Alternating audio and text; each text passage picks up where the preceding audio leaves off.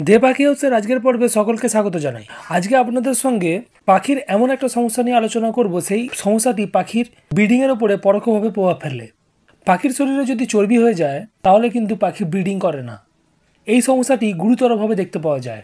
আজকে আপনাদের সঙ্গে আলোচনা করব পাখির শরীরে কেন চর্বি হয়, কিভাবে বুঝবেন পাখির শরীরে চর্বি হয়েছে এবং চর্বি যাতে না হয় সেই জন্য আপনারা কি কি পদক্ষেপ নিতে পারেন এবং পাখির চর্বি হয়ে গেলে আপনারা কি করবেন। এই চারটে বিষয়ের উপরে আজকে আপনাদের সঙ্গে ইন ডিটেলসে আলোচনা হবে। তাই যারা বাজরিগর পাখি পালন করছেন, যারা লাভবার্ড পাখি পালন করছেন, যারা ককটেল পাখি পালন করছেন, সকলকেই বলবো ভিডিওটিকে স্কিপ না করে পুরো ভিডিওটি দেখবেন। চ্যানেলে যারা নতুন এখনো পর্যন্ত চ্যানেল সাবস্ক্রাইব করেননি তাদেরকে বলবো অবশ্যই চ্যানেলটিকে সাবস্ক্রাইব করে রাখবেন। পাখির যদি চর্বি হয়ে যায় সে পাখি কিন্তু ব্রিডিং করে না। পাখি যদি মেটিং বা ক্রস করেও ফিমেল পাখির রিপ্রোডাক্টিভ সিস্টেমের ভেতরেতে মেল পাখির স্পাম গিয়ে পৌঁছায় না, কারণ ভেন্ট এরিয়ায় যদি চর্বি হয়ে যায় সফল মেটিং হওয়া সম্ভব নয়। সেক্ষেত্রে পাখি যদি এগ লেইংও করে সেই ডিমগুলো ইনফার্টাইল আসে, কিন্তু বেশিরভাগ ক্ষেত্রেই চর্বিওয়ালা পাখি ব্রিডিং করে না। তো চলুন প্রথমে আপনাদের সঙ্গে বন্ধুরা আলোচনা করব যে পাখির শরীরে চর্বি কেন হয়। প্রথমত ফিমেল পাখির শরীরেই কিন্তু চর্বি বেশি হয়ে থাকে, আর যারা সেপারেট কেজে পাখি পালন করেন তাদের কিন্তু পাখির চর্বি হওয়ার চান্সেস বেশি থাকে। প্রথম যে কারণটি, ব্রিডিং সিজনে যখন ফিমেল পাখি ব্রিডিং করে, এগ লেইং করে, ডিম পাড়ার আগে থেকেই পাখি বেশিরভাগ সময় বক্স বা হাঁড়ির ভিতরে সময় কাটায়। তারপরে যখন পাখি এগ লেইং করে সেই ডিমকে তা দেয়, তারপরে ছোট ছোট যখন বাচ্চা হয় সেই বাচ্চাগুলোকেও কিন্তু ফিমেল পাখি ইনকিউবেশন করতে গিয়ে তারা বক্স বা হাঁড়ির ভিতরেতে বেশিরভাগ সময় কাটায়। তো এই বসে থাকার জন্য, বেশি মুভমেন্ট না করার জন্য ফিমেল পাখির শরীরে চর্বি জমতে থাকে। এটা একটা সব থেকে বড় কারণ। 2 নাম্বার, পাখিদেরকে যদি অয়েলি সিড সারা বছর অতিরিক্ত পরিমাণে দেওয়া হয়, যেমন কুসুম দানা, সূর্যমুখী দানা, ব্ল্যাক সিড, এই ধরনের দানাকে যদি আপনারা এক্সেসিভভাবে সারা বছর র্যান্ডামলি পাখিকে দিতে থাকেন তাহলে আপনার পাখির শরীরেতে চর্বি জমতে পারে। 3 নম্বর যে কারণটি বন্ধুরা, সেটা গুরুতরভাবে নতুন পাখাল বন্ধুরা করে থাকেন। ছোট্ট একটা জায়গাতে অনেকগুলো পাখিকে রেখে দেওয়া বা ছোট্ট কাঁচায় পাখি পালন করা, এর ফলে কি হয়, পাখিরা বেশি উড়াউড়ি করতে পারে না।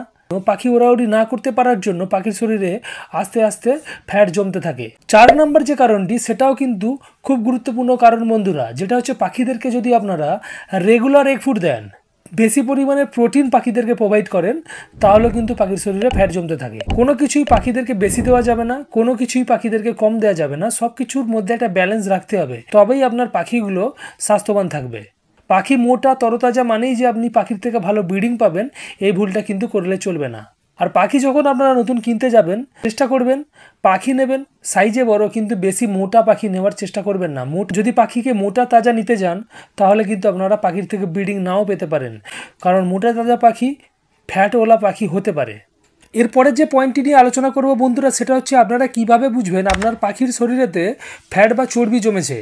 প্রথমত বাজরিগর, লাভবার্ড বা ককটেল পাখির শারীরিক যে শেপটি হয় সেটা মোটামুটি সমান্তরাল হয়ে থাকে, কিন্তু আপনার পাখির যদি ক্রপ এরিয়া বা ভেন্ট এরিয়া ফুলে থাকে তাহলে আপনাদেরকে পর্যবেক্ষণ করতে হবে। অর্থাৎ আমি যেটা বলতে চাইছি, ধরুন আপনার পাখি খাবার খায়নি, ক্রপটা অনেকটা ফুলে আসে, তাহলে ধরে নিতে হবে আপনার পাখির ক্রপ এরিয়াতে চর্বি জমেছে। ধরুন আপনার পাখি এগ লেইং করবে না, ব্রিডিং সিজন নয়, সেই সময় আপনার পাখির ভেন্ট এরিয়া ফুলে আছে, তাহলে ধরে নিতে হবে আপনার পাখির ভেন্টেতে চর্বি জমেছে।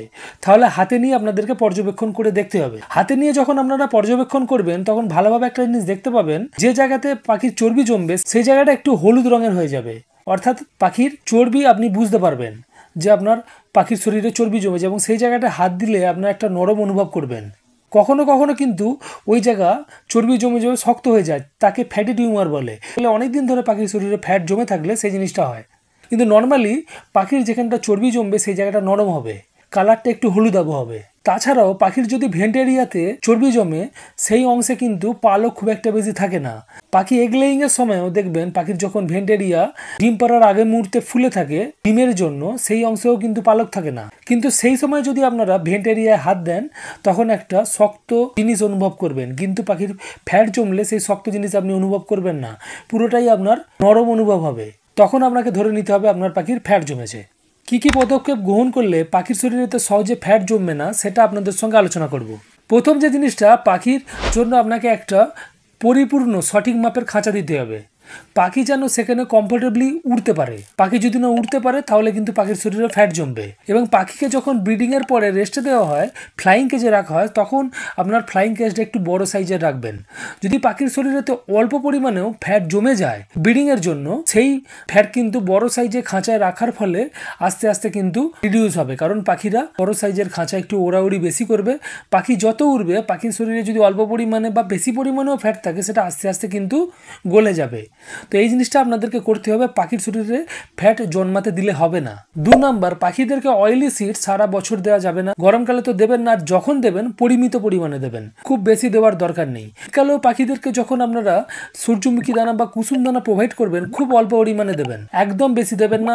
বেশি দেওয়া মানেই যে পাখির থেকে ভালো ব্রিডিং পাওয়া, এই জিনিসটা কিন্তু নয়। পাখিদেরকে অয়েলি সিডগুলোকে সবসময় আপনারা একটা কন্ট্রোলে দেবেন, বেশি কখনোই দেবেন না, তাহলে কিন্তু পাখির শরীরে সহজে ফ্যাট জমবে না। প্রোটিনও যখন দেবেন, পাখিদেরকে যখন এগ ফুডও দেবেন, শীতকালেতে আপনারা খুব জোর হলে সপ্তাহে 2 দিন দেবেন, ওর বেশি কিন্তু এগ ফুড দিতে যাবেন না। বেশি এগ ফুড দেওয়াই মানে যে পাখি ভালো ব্রিডিং করবে, বেশি বাচ্চা দেবে, জিনিসটা কিন্তু সেই রকম নয়। সবসময় বন্ধুরা এগ ফুডকেও আপনারা সপ্তাহে 2 দিন দেবেন, ওর বেশি দেবেন না। বেশি পরিমাণে দিলে কিন্তু পাখিদের শরীরে ফ্যাট জমতে পারে। আরেকটা জিনিস আপনারা যেটা করবেন, যাতে পাখিদের শরীরে ফ্যাট না জমে, ব্রিডিং সিজন শেষে যখন গরমকালে পাখিদেরকে আমরা রেস্টে রাখি, সেই সময় পাখিদের শরীরের ফ্যাটকে রিডিউস করবার জন্য আমরা যেটা করব, পাখিদেরকে সপ্তাহে মিনিমাম 1 দিন পাতিলেবুর রস মিশ্রিত জল খেতে দেবো। পাতিলেবুর রস মিশ্রিত জল পাখিদেরকে খেতে দিলে পাখিদের শরীরের ফ্যাট কিন্তু রিডিউস হবে। সপ্তাহে আমরা মিনিমাম 1 দিন, 2 দিন দিলেও কোনো সমস্যা হবে না। এতে কিন্তু পাখিদের ইমিউনিটি সিস্টেমও কিন্তু স্ট্রং হয়। তো আপনারা অবশ্যই গরমকালেতে পাখিদেরকে পাতিলেবু মিশ্রিত জল খেতে দেবেন, যাতে পাখির শরীরে সহজে ফ্যাট না হয়।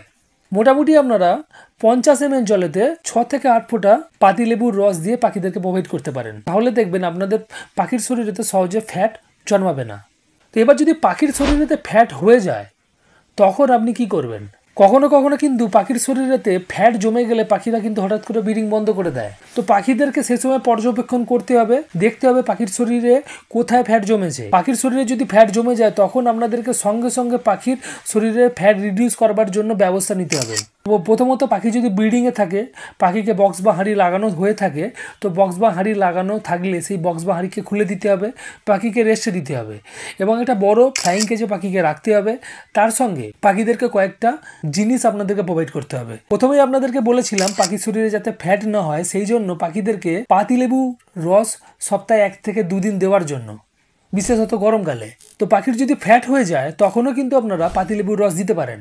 এই সময় যখন পাখির শরীরে ফ্যাট হয়ে যাবে, তখন আপনারা যেটা করবেন, পাখিদেরকে 100 ml জলেতে 1 চামচ পাতিলেবুর রস দিয়ে পাখিদেরকে খেতে দেবেন সপ্তাহে 2 দিন।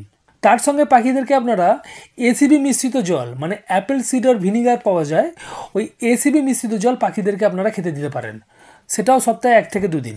200 ml জলেতে 1 ml এসিবি দিয়ে পাখিদেরকে প্রোভাইড করবেন। এই দুটো জিনিসকে পাখিদেরকে আপনাদেরকে অবশ্যই দিতে হবে পাখিদের ফ্যাট রিডিউস করবার জন্য।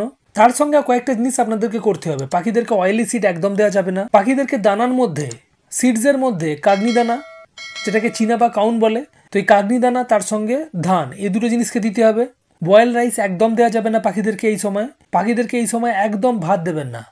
এই কটা জিনিসকে আপনাদেরকে বন্ধ করে দিতে হবে। শাক সবজি দিতে পারেন, খুব অল্প পরিমাণে দেবেন, বেশি পরিমাণে দেওয়ার দরকার নেই। শাক অবশ্যই রাখবেন। কটা পদক্ষেপ যদি আপনারা সঠিকভাবে গ্রহণ করতে পারেন, তাহলে দেখবেন আপনাদের পাখির শরীর থেকে সহজেই ফ্যাট রিডিউস হবে, পাখিগুলো আবার ব্রিডিংয়ে চলে আসবে। পাখিদেরকে কোনো জিনিসই এক্সেসিভভাবে দেবেন না, সব কিছু একটা রুটিন মাফিক দেবেন, একটা রুটিন তৈরি করে নেবেন। আজকের মতো ভিডিও এইটুকুনি। যদি ভিডিও ভালো লাগে অবশ্যই ভিডিওটিকে লাইক করবেন। যদি চ্যানেলে নতুন হন, এখনও চ্যানেল সাবস্ক্রাইব করেননি, অবশ্যই চ্যানেলটিকে সাবস্ক্রাইব করে রাখবেন। বিদায় নেওয়ার আগে একটাই আশা থাকবে, আপনারা ভালো থাকবেন, আপনাদের পাখিগুলো ভালো থাকুক, আর যেভাবে দে পাখি হাউসের সঙ্গে রয়েছেন সেইভাবেই থাকবেন। ধন্যবাদ।